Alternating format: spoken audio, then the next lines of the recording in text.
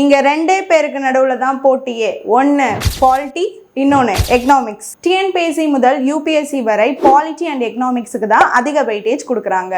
அதுக்காகவே நம்மளுடைய டேஃப் ஐஏஎஸ் அகாடமியில் பாலிட்டிக்கும் எக்கனாமிக்ஸ்க்கும் செப்பரேட்டாக புக்ஸ் ரிலீஸ் பண்ணியிருக்காங்க.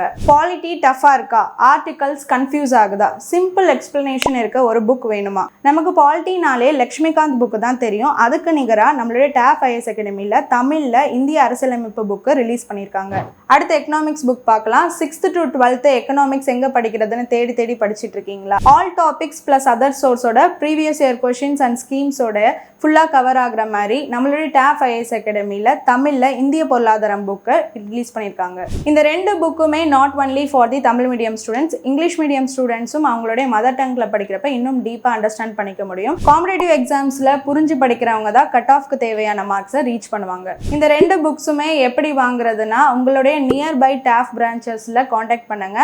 அதர்வைஸ் ஆமோ பப்ளிகேஷன்ஸோடைய வெப்சைட்டில் ஆர்டர் பிளேஸ் பண்ணுங்க. இந்திய அரசியலமைப்பு, இந்திய பொருளாதாரம் இந்த ரெண்டு புக்கையுமே வாங்கி பயன்பெறுங்க. தேங்க்யூ.